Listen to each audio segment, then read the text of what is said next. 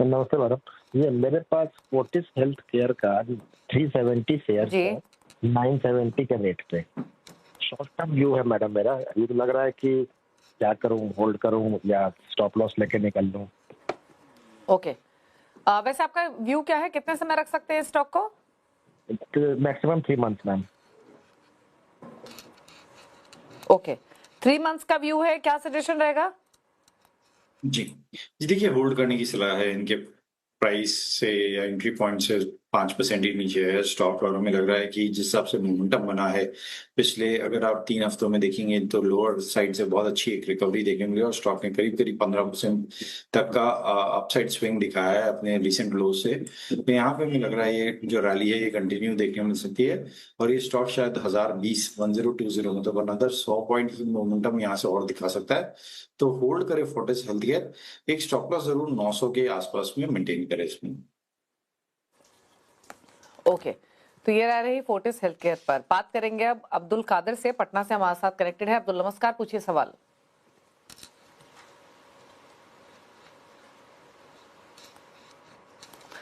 अब्दुल, अगर आप सुन पा रहे हैं तो अपना सवाल पूछिए प्लीज। चलिए सवाल ले लेते हैं इनका। एप्टस वैल्यू हाउसिंग पे इनका सवाल है।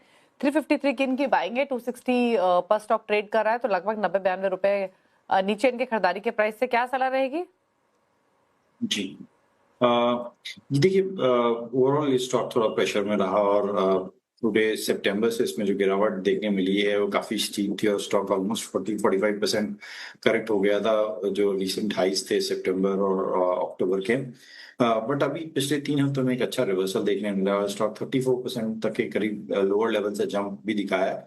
तो यहाँ पे होल्ड करने की सलाह है, लेकिन एक स्ट्रिक्ट स्टॉप लॉस 253 के आसपास में रखे। ऊपर में शायद ये रैली कंटिन्यू होकर 280 तक के लेवल से नहीं दिखा सकती है। ओके, तो ये रही सलाह आपके लिए। इस स्टॉक पर बात करते हैं एक और व्यूअर से। शिवम यादव ऋषिकेश से हमारे साथ कनेक्टेड है। सवाल पूछते हैं इनसे। शिवम नमस्कार, स्वागत है आपका, बताइए क्या सवाल है? नमस्कार मैम। मैम मेरा सवाल नेटको फार्मा पे है। मेरे पास 120 शेयर हैं एट द रेट 340। हाँ, लगभग 250-300 रुपए नीचे इनके भाव से। और ऐड करें, एवरेज करें या ऐसी। हाँ, लगभग 250-300 रुपए नीचे इनके भाव से। और ऐड करें, एवरेज करें। 490 के आसपास का नुकसान है आपको। आपने वैसे क्या बताया अपना बाइंग लेवल? दोबारा से मेंशन करेंगे एक बार? हाँ जी, आप अपना बाइंग लेवल एक बार दोबारा बताएंगे? बाइंग 1708 और क्वांटिटी 507 1708 नोट। हाँ जी, नहीं तो आप टीटागढ़ रेल की बात कर रहे हैं ना? टीटागढ़ रेल सिस्टम ओके, 1708 में लिया हुआ है। समझ गई मैं। 1708 में आपने लिया है। मैं सिर्फ इसका करंट लेवल चेक कर रही थी, इसीलिए आपसे मैं पूछ रही थी। आप पूछ लेते हैं क्या सलाह रहेगी। टीटागढ़ रेल 743 पर ट्रेड करा, उस हिसाब से तो आपको 500 रुपए का नुकसान नहीं है, 1000 रुपए का नुकसान है हर स्टॉक पर, क्योंकि 740 के आसपास तो बंद हुआ है आज राज। फिर भी पूछ लेते हैं, लॉसेस हैवी है इनको टिटागढ़ रेल सिस्टम्स में, क्या करना चाहिए आपके हिसाब से आशीष? जी जी, देखिए बहुत ऊपर के भाव पे इन्होंने स्टॉक का एक्टिवेट किया है, और ये तब हुआ जब हमने देखा कि रेलवे स्टॉक्स में एक वन वे रैली थी 2022 से लेके जो 2024 एंड तक ये रैली चली है, जिसमें स्टॉक ऑलमोस्ट, अगर आप देखेंगे तो 10x जैसे रिटर्न्स दिए थे। तो अगर स्टॉक में इतनी बड़ी रैली होती है तो उसके बाद एक स्टीप करेक्शन भी देखने मिलता है, और वही यहाँ पर अभी देखने मिल रहा है। ये स्टॉक 2022 में करीब करीब 80 रुपए के करीब ट्रेड कर रहा था। तो आप समझ सकते हैं कि वहां से जो रैली बनी है, अब यहाँ पे करेक्शन जो है वो थोड़ा सा और यहाँ पे परेशान करेगी। और वैसे भी हम देख रहे हैं कि रेलवे स्टॉक्स में अब थोड़ा सा मोमेंटम फिजल आउट होता हुआ देखने मिल रहा है। तो यहाँ पे कॉशियस रहने की जरूरत है इन्हें। पोजीशन ऐड ना करें, एवरेज करने की गलती ना करें इन लेवल्स पे भी। नीचे में एक स्टॉप लॉस 675 का मेंटेन करे। ऊपर में लगा शॉर्ट टर्म में इसमें जो मोमेंटम बना है वो शायद इन्हें 850 तक के लेवल्स दिखा सकता है। ओके, ठीक है, तो ये रही सलाह आपके लिए। अब अगले व्यूअर से बात करते हैं, और हमारे साथ हैं आकाश सवाल पूछने के लिए भागलपुर से। आकाश नमस्कार, पूछिए अपना सवाल। हाँ मैम, मेरा 260 शेयर है एंजल वन का, और एक ग्रो का शेयर है 270 शेयर।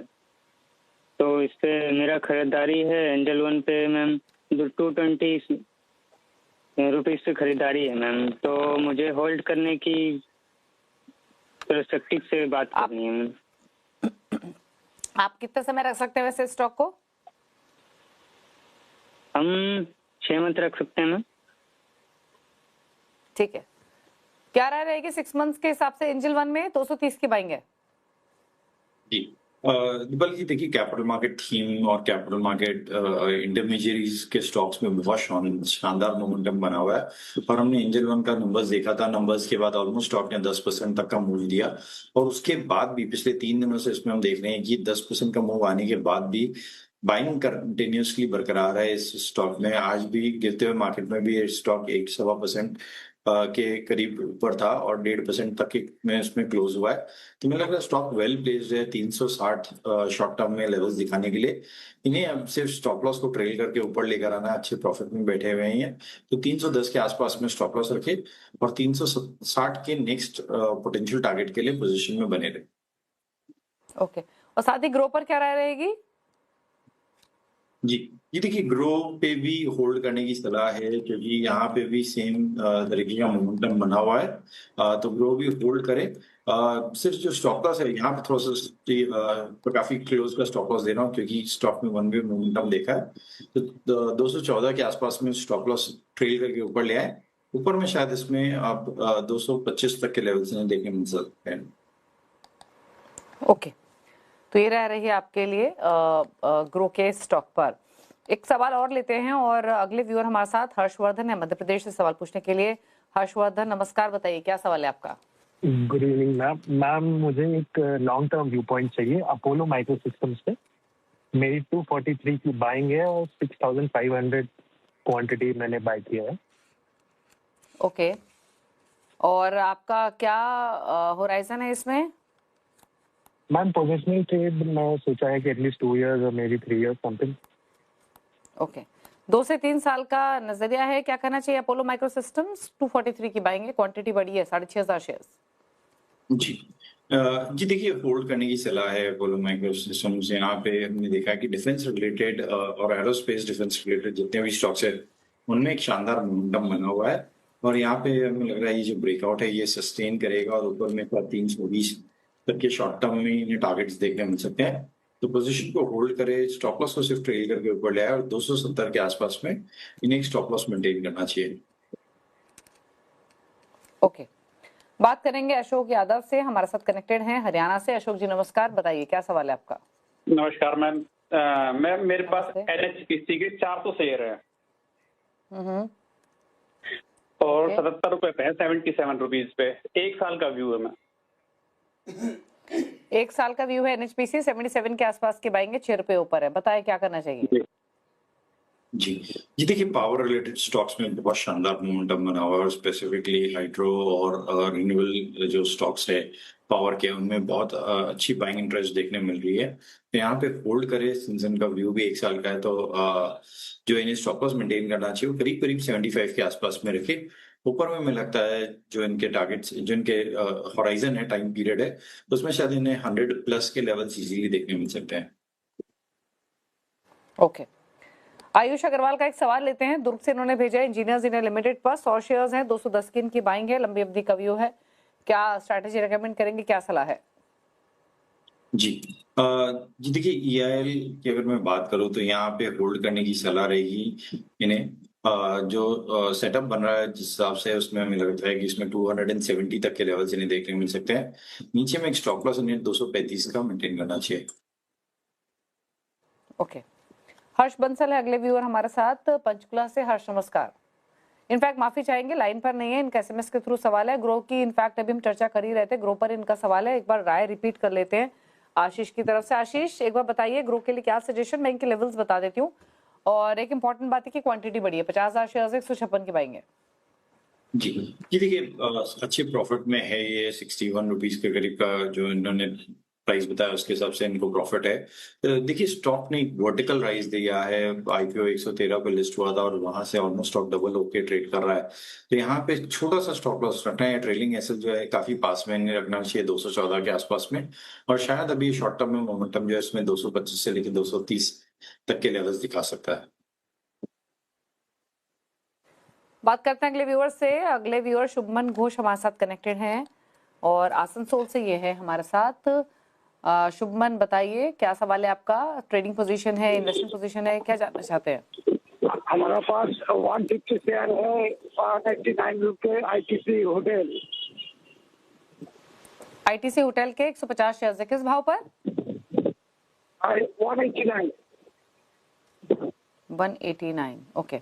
189 की बाइंग है आईटीसी होटल्स में, और आपका ये इन्वेस्टमेंट है? ओके, क्या राय रहेगी इन्वेस्टमेंट के हिसाब से आईटीसी होटल्स पर?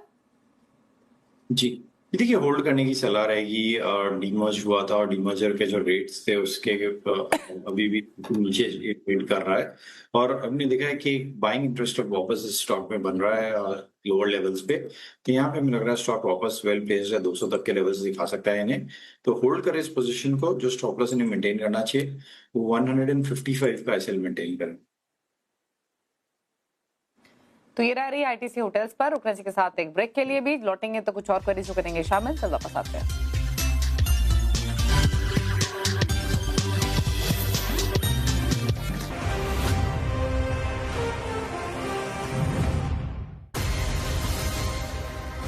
ये है नेटवर्क 18 और आप देख रहे हैं सीएनबीसी आवाज।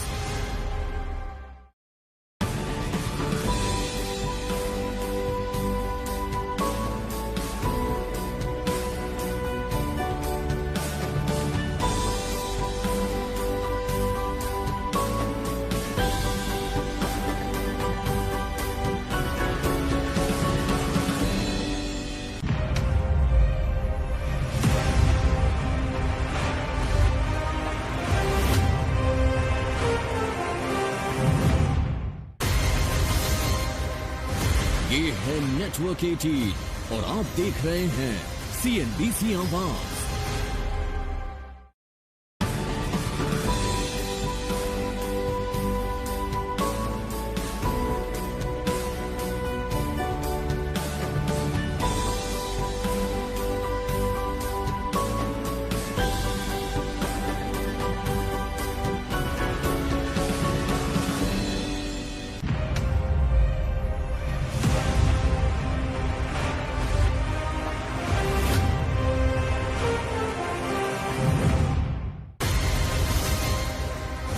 ये है नेटवर्क 18 और आप देख रहे हैं सीएनबीसी आवाज।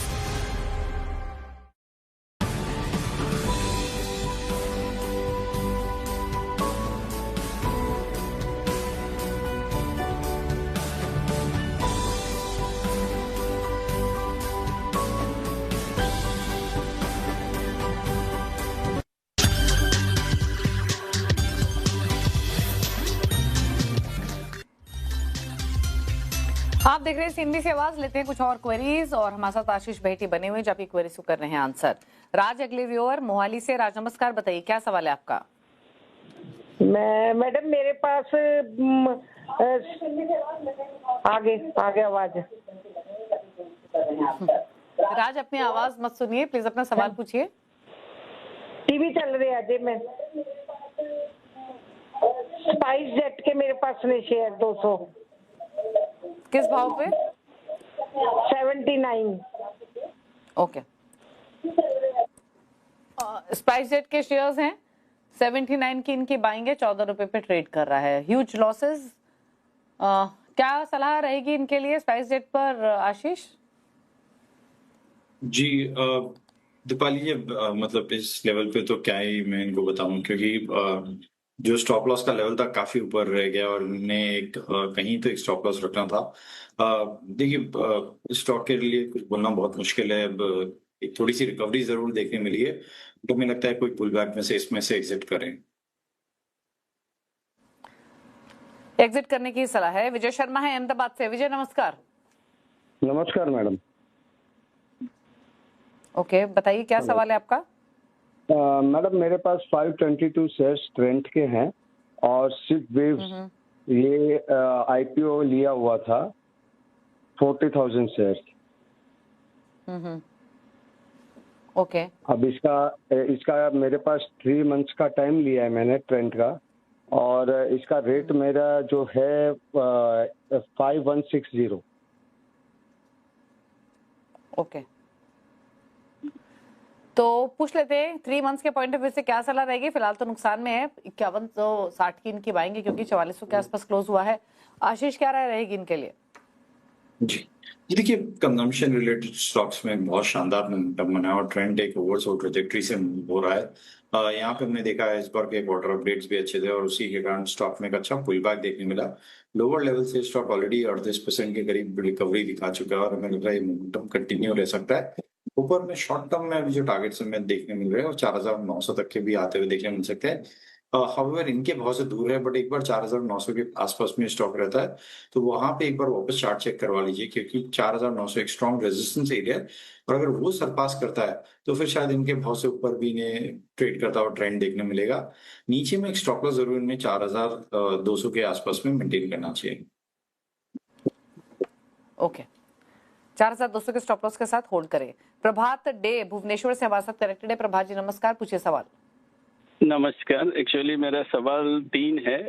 फर्स्ट वन इज एसबीआई में होल्ड कर रहा हूँ 140 share at the rate of 535 and LNT में होल्ड कर रहा हूँ 60 share at the rate of 2600 and Reliance hold कर रहा हूँ 210 share at the rate of 1188।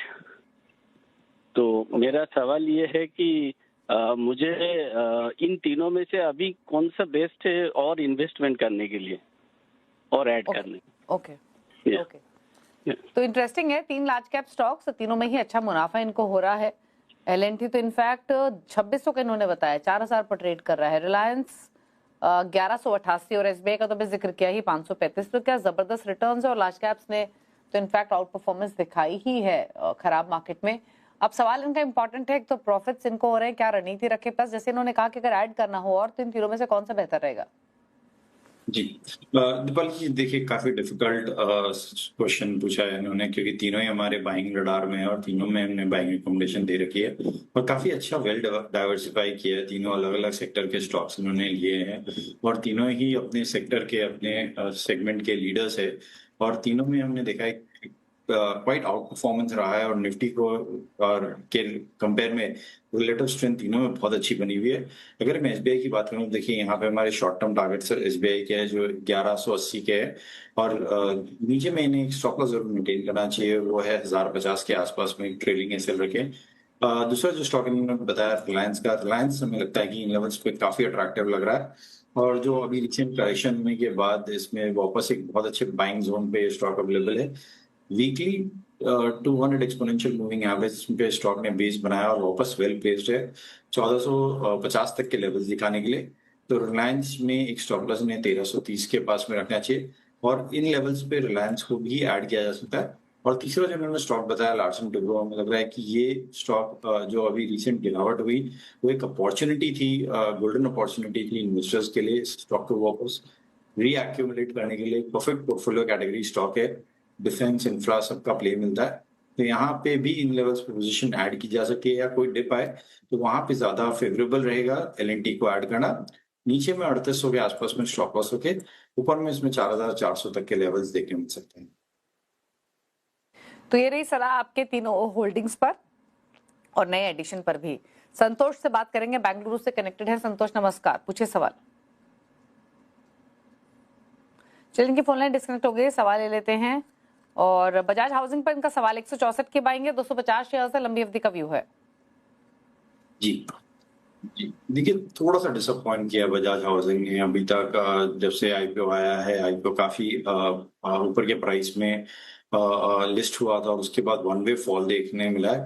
लेकिन मुझे लग रहा है कि स्टॉक अपने आईपीओ प्राइस के आसपास में वापस आकर एक स्ट्रॉन्ग बेस बनाकर फिर से एक पुल बैक दे रहा है और ये पुल बैक ऊपर में 102 तक के लेवल्स दिखा सकता है। तो पोजीशन को होल्ड करें, स्टॉप लॉस जिन्हें मेंटेन करना चाहिए वो 87 का एसएल मेंटेन करें।